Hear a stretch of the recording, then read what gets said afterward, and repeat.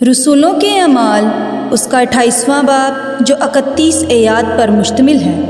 جب ہم پہنچ گئے تو جانا کہ اس ٹاپو کا نام ملتے ہے، اور ان اجنبیوں نے ہم پر خاص مہربانی کی کیونکہ می کی جڑی اور جاڑے کے سبب سے انہوں نے آگ جلا کر ہم سب کی خاطر کی۔ جب پالوس نے لکڑیوں کا گٹھا جمع کر کے آگ میں ڈالا تو ایک سانپ گرمی پا کر نکلا اور اس کے ہاتھ پر لپٹ گیا۔ جس وقت ان اجنبیوں نے وہ کیڑا اس کے ہاتھ سے لٹکا ہوا دیکھا تو ایک دوسرے سے کہنے لگے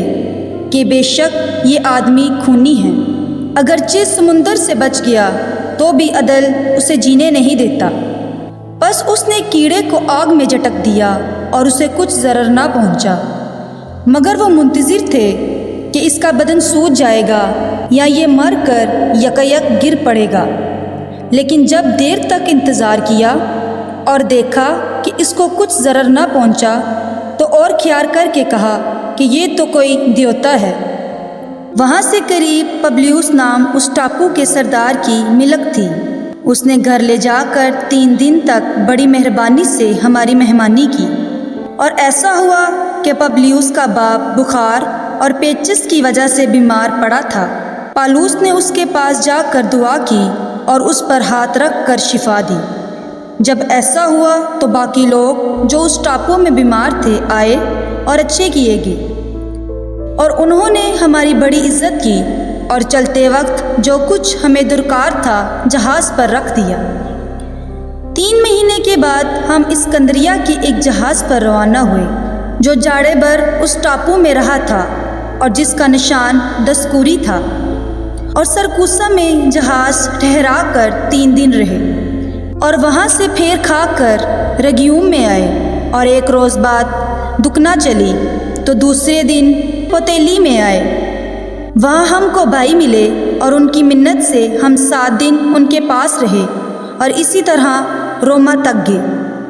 وہاں سے بھائی ہماری خبر سن کر اپیوس کے چوک اور 3 سرائے تک ہمارے استقبال کو آئے، اور پالوس نے انہیں دیکھ کر خدا کا شکر کیا اور اس کی خاطر جمع ہوئی۔ جب ہم روما میں پہنچے تو پالوس کو اجازت ہوئی کہ اکیلا اس سپاہی کے ساتھ رہے جو اس پر پہرا دیتا تھا۔ 3 روز کے بعد ایسا ہوا کہ اس نے یہودیوں کے رئیسوں کو بلوایا، اور جب جمع ہو گئے تو ان سے کہا، اے بھائیو، ہر چند میں نے امت کے اور باپ دادا کی رسموں کے خلاف کچھ نہیں کیا، تو بھی یروشلم سے قیدی ہو کر رومیوں کے ہاتھ حوالہ کیا گیا۔ انہوں نے میری تحقیقات کر کے مجھے چھوڑ دینا چاہا کیونکہ میرے قتل کا کوئی سبب نہ تھا، مگر جب یہودیوں نے مخالفت کی تو میں نے لاچار ہو کر قیصر کے ہاں اپیل کی، مگر اس واسطے نہیں کہ اپنی قوم پر مجھے کچھ الزام لگانا تھا۔ بس اس لیے میں نے تمہیں بلایا ہے کہ تم سے ملوں اور گفتگو کروں، کیونکہ اسرائیل کی امید کے سبب سے میں اس زنجیر سے جکڑا ہوا ہوں۔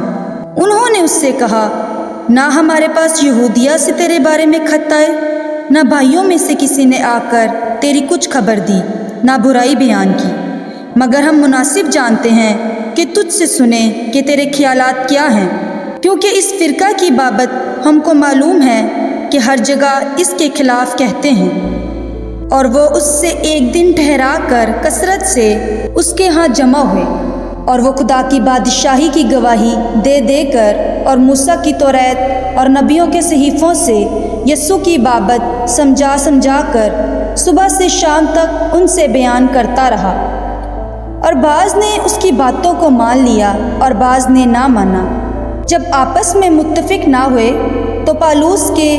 اس ایک بات کے کہنے پر رخصت ہوئے کہ روح القدس نے یسایہ نبی کی معرفت تمہارے باپ دادا سے خوب کہا کہ اس امت کے پاس جا کر کہہ کہ تم کانوں سے سنو گے اور ہرگز نہ سمجھو گے، اور آنکھوں سے دیکھو گے اور ہرگز معلوم نہ کرو گے، کیونکہ اس امت کے دل پر چربی چھا گئی ہے اور وہ کانوں سے اونچا سنتے ہیں اور انہوں نے اپنی آنکھیں بند کر لی ہیں، کہیں ایسا نہ ہو کہ آنکھوں سے معلوم کریں اور کانوں سے سنیں اور دل سے سمجھیں اور رجوع لائیں اور میں انہیں شفا بخشوں۔ بس تم کو معلوم ہو کہ خدا کی اس نجات کا پیغام غیر قوموں کے پاس بھیجا گیا ہے اور وہ اسے سن بھی لیں گے۔ جب اس نے یہ کہا تو یہودی آپس میں بہت بحث کرتے چلے گئے، اور وہ پورے 2 برس اپنے کرایہ کے گھر میں رہا، اور جو اس کے پاس آتے تھے ان سب سے ملتا رہا،